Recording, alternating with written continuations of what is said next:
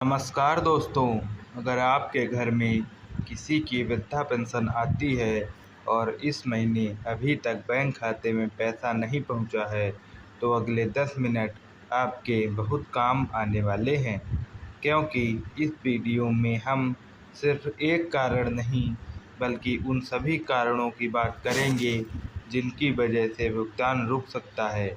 और आखिर में मैं एक ऐसी ज़रूरी बात बताऊंगा जिसे बहुत से लोग नज़रअंदाज कर देते हैं। सबसे पहले एक सवाल, क्या आपके बैंक खाते में पिछले महीने तक पेंशन आती थी लेकिन इस महीने नहीं आई? अगर आपका जवाब हाँ है तो वीडियो छोड़िए मत, क्योंकि हर मामले का कारण एक जैसा नहीं होता।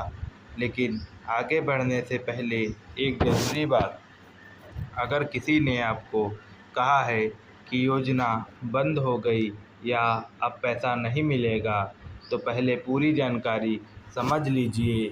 कई बार ऐसी बातें बिना आधिकारिक पुष्टि के फैल हो जाती हैं।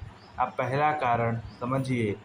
कई बार भुगतान अलग अलग चरणों में भेजा जाता है। इसका मतलब यह नहीं कि सभी लाभार्थियों के खाते में एक ही दिन पैसा पहुंचे। इसलिए सबसे पहले अपने बैंक खाते की सही तरह से जांच करें। लेकिन रुकिए, अगर बैंक खाते में पैसा नहीं है तो अगला कदम क्या होगा? यही वह जगह है जहां सबसे ज़्यादा लोग गलती कर देते हैं। अगर उसी की बात करेंगे, सबसे पहले अपने राज्य के आधिकारिक पेंशन पोर्टल या संबंधित विभाग से अपने आवेदन या भुगतान की स्थिति देखें। अगर वहां कोई सूचना या अपडेट दिख रहा है तो उसे ध्यान से पढ़ें। अब एक और महत्वपूर्ण बात, अगर स्टेटस में कोई त्रुटि दिखाई देती है तो उसे अनदेखा मत कीजिए। कई बार छोटी सी जानकारी सही प्रक्रिया को भी गलत कर देती है। और वीडियो के आखिर में हम बात करेंगे कि अगर कई महीनों से भुगतान नहीं आया है तो आधिकारिक तौर पर आगे क्या कदम उठाना चाहिए। इसलिए वीडियो अंत तक बने रहिए।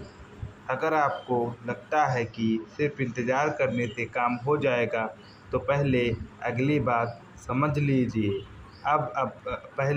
अब आगे ध्यान से समझिए। अब अपने राज्य की आधिकारिक पेंशन वेबसाइट या संबंधित विभाग पर जाकर आवेदन ज़रूर चेक कर लीजिएगा।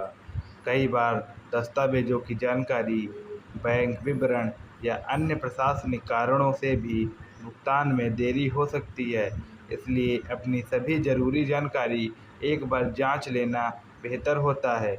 अब आगे मैं बताने वाला हूं कि अगर कई महीनों से पैसा नहीं आया है तो आधिकारिक तौर पर अगला कदम क्या हो सकता है। तो जानिए, अगला कदम यह हो सकता है कि आप अपने निजी बैंक में जाइए और वहां केवाईसी चेक करवा लीजिए, या कोई गलती हो तो उसमें सुधार